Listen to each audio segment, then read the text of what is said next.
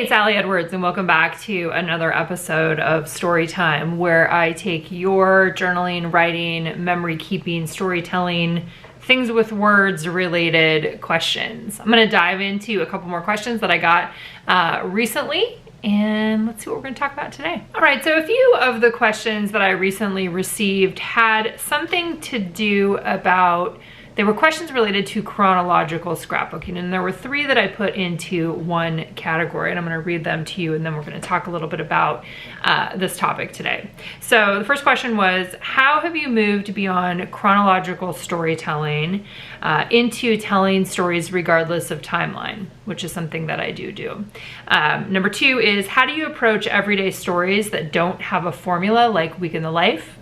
And number three, how do I make my stories more engaging and less chronological? So we're going to tackle each one of those questions one at a time today, talking a little bit about getting yourself out of that mindset that memory keeping or documenting needs to be chronological to be correct, right? Let's put that in quotations. So the first question again says, how have you moved beyond chronological storytelling into telling stories regardless of timeline?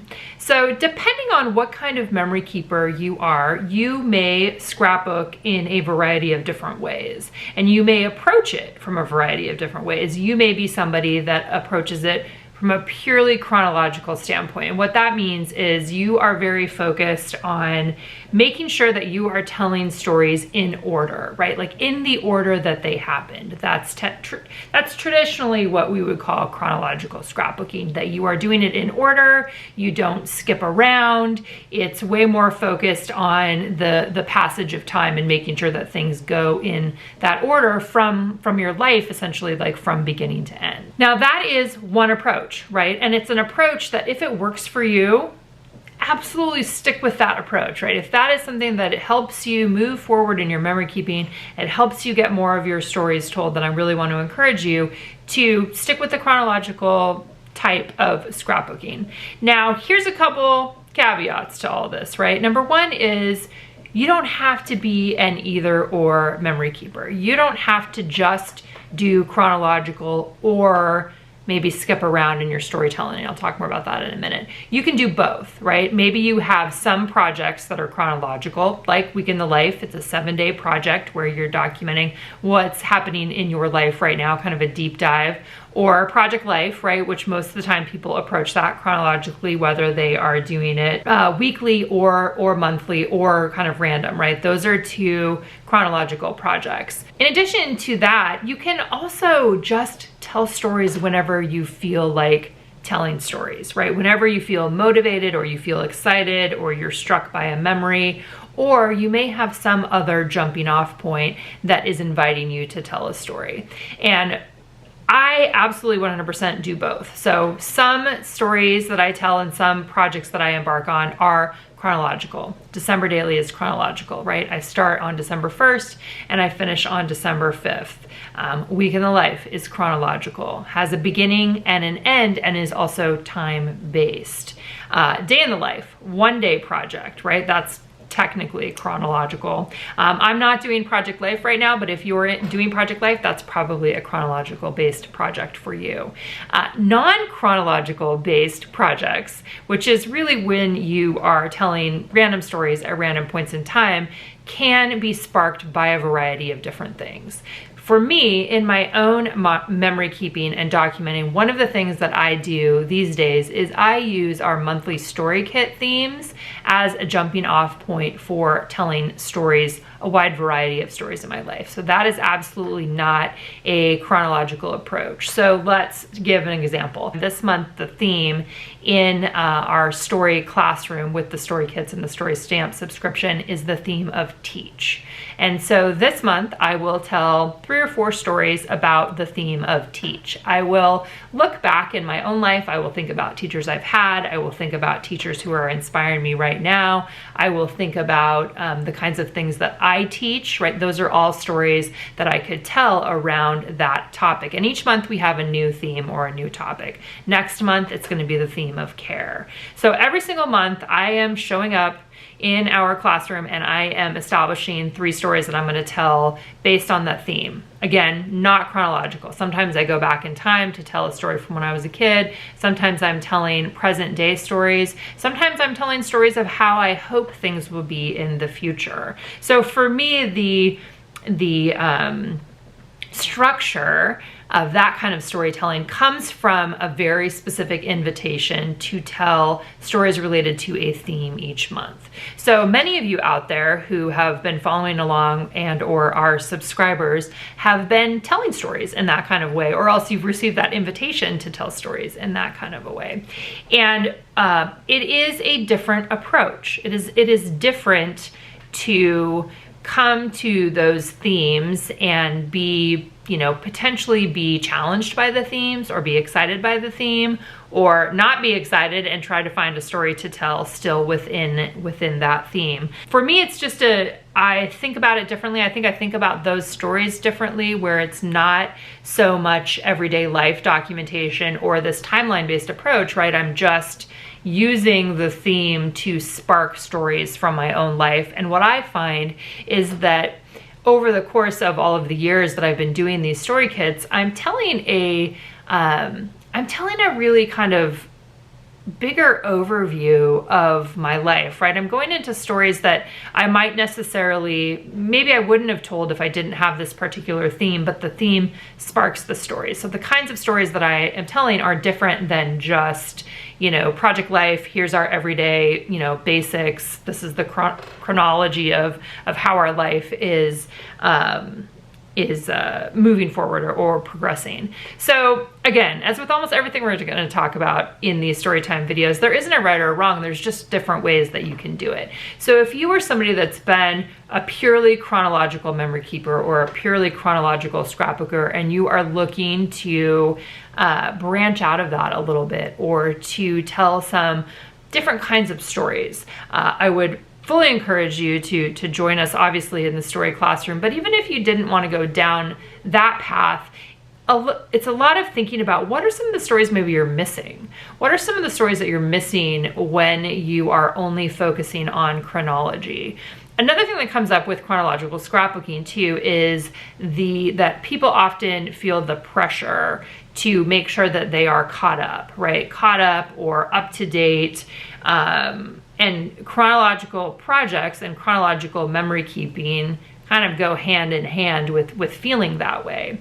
And I definitely advocate for that. We do not need to have guilt as a part of our memory keeping adventures. And so if you are looking for, maybe you need a switch, a mental shift in your brain in terms of the kinds of stories that you're telling, considering, moving yourself out of any of those guilt places of memory keeping, telling non-chronological stories can really be a wonderful place to put some of your energy in your memory keeping adventures. So just wrapping up that section, how have I moved from chronological storytelling into telling stories regardless of the timeline? It's really, I think, been, that when I look back over how I scrapbooked in the very beginning, I told a lot of everyday life stories, but there were also other random ones mixed in, but it was still a lot of chronological stuff. I was telling stories in the moment, right? Those telling stories as they were happening, kind of, starting this process of documenting my life. I never felt like I had to go back and I had to do all of the stories from before, or from when I was growing up. I tell those as I feel inspired to tell them. So that's definitely outside of the timeline. I also have learned over many years of doing this that for me, it's a lifestyle, right? Storytelling is a lifestyle. Paying attention to the stories that I'm living is a lifestyle. Capturing our lives through the lens of my camera is a lifestyle, and it is a way that I live and collect evidence of our existence, right? Or of my existence. And some of that is chronological and some of it isn't. And if you go back and you think about the video that I did last week where we were talking about documenting hard stories or including hard stories, some of those stories I wouldn't want to document them in a chronological way, because a lot of the times for me, what I want to do first is actually have time to process those kinds of stories, which then I can go back in and tell later on. Really, for me, what it comes down to now, and the way that I'm approaching memory keeping now is there a story that I feel excited to tell? I also, like I said, use those themes, the story themes, as a jumping off point for telling stories that aren't based in chronology, and I've been super happy with that. I don't feel like I am missing out on, you know, big chunks of documenting our lives, because my point or my goal has never been to tell every single story. So I love stories. I love the opportunity to tell some chronological stories throughout the course of our year, and I love the opportunity to tell stories that don't have anything at all to do with chronology, and that are just stories that are on my heart, or stories that are sparked by the themes in the story kits. All right, the second question related to this was, how do you approach everyday stories that don't have a formula like Week in the Life? So for those of you that don't know, Week in the Life, 7-day documenting project, very chronological, right? You start on one day and then you document the next 6 days after that for 7 days total. In that project, I'm very focused on what are those basic things happening in our everyday lives. What are the things that we do regularly? What are the rhythms and our routine in our life right now? And I know after doing that project for so many years that even when things feel the same, they usually aren't exactly the same. And that things ebb and flow from year to year. So when I am not doing Week in the Life, right now I'm not doing Project Life. So in the past, Project Life was definitely that holding place for additional kinds of everyday stories, right? When I'm doing an overview of the week and I can slip in little stories here and there. The way that I am telling everyday life stories right now really is again sparked by themes in the story class. So next month our theme is care.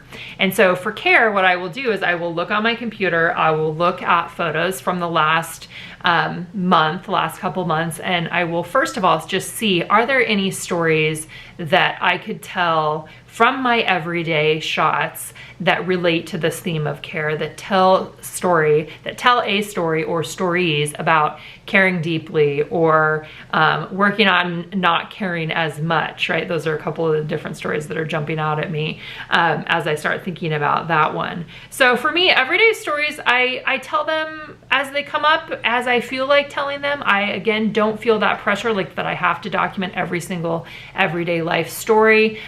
This summer, I've been putting some of those everyday life kinds of stories into a notebook, in my summer traveler's notebook, and I've loved doing it that way, because I definitely like in that summer notebook, again, still feeling like it has a home, and which is how I felt with all of my albums that I've done in the past. I like my stories to have homes, and they get organized in different ways. But this summer, some of those everyday life summer stories have definitely gone into that project. So everyday life stories come up for me all the time outside of Week in the Life. They go into kids albums, they go into just our family album that we have for each year, or they would go into something like you saw, or those traveler's notebooks.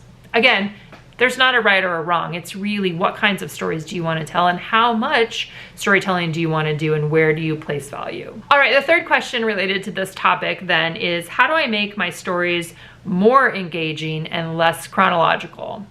So I think that this is an interesting question, and this does get into some other questions that people have had that I think that I will talk about in another video. We'll do a separate video for that one, which is like going deeper in your journaling and telling a little bit more outside of just the facts. But I want to bring this one up because it's related to the chronology question. And what I always tell people is, if you are looking to tell stories that are more engaging, that are richer, that are going beyond the facts, so much of it is about adding in your feelings, right? The feelings are what put heart into our stories. When we write stories that are only fact-based, that are only, you know, this is what happened, this is where it happened, this is what time it happened, this is who was there, this is, you know, what we ate. Those are all very fact-based things. And anybody that potentially looking at your photos that you have could probably tell, you know, some of the facts related to that, right? Like you were eating outside or you were eating inside. You know, you might have included pictures of what you're eating. So those are all very fact-based things. Facts are great, right? Facts are a piece of our overall stories. But what really makes our stories have heart and personalize them is when you add how you actually feel about these kinds of things. How did you feel about this event? Were you excited to go? Were you not excited to go? Who were you so happy to see because you haven't seen in a long time at this particular event? Like, how can you add more of the story? That's really one of the questions that I always ask myself when I am writing out a story, whether it's just a short paragraph or whether it's something longer, is how can I add more to the story, or how can I include more of this story, right? Stories are never just facts. Facts are always only one part of the equation of a story. When we add in feelings, we are adding so much more to the story, so much more context, so much more perspective, so much more of ourselves going into the story. And that doesn't mean that you have to include all of the feelings that you're feeling, right? Just like what we talked about in the last video about telling the harder stories. You don't have to include every single feeling. You don't have to include, like, you know, whatever it might be that may not feel good to you, include, but keep coming back to that question of tell me more. How can you tell me a little bit more about this story that is more related to you than it is to the facts of the story? I think that for most people, the ways that we connect with the story and stories that are engaging to us are stories where we get to know people better than just the facts, right? Tell me more about yourself. Tell me more about how you're feeling related to this. Tell me more about how it felt when you were there, you know, and use language that really, you know, I felt like this. I felt like this being there. You know, this being in this environment made me feel like this. Going to this event made me feel like this. Or being at home today made me feel like this. Not just a picture of your home or, you know, here's your schedule of your day, but how do you feel in your life right now, right? How do you feel about the course of your day? That is what makes our stories more engaging, and like I said, more full of heart. All right, that's a couple questions for today's story time episode. I will be back here probably next week, and if not next week, maybe the week after. Lots of December daily, wonderful, fun things are happening in the next couple weeks. As always, if you guys have more questions for me, please feel free to ask them in the comments below. And if you're enjoying this series or any of the videos that I have here on YouTube, please click subscribe. I would greatly appreciate it. Thanks so much.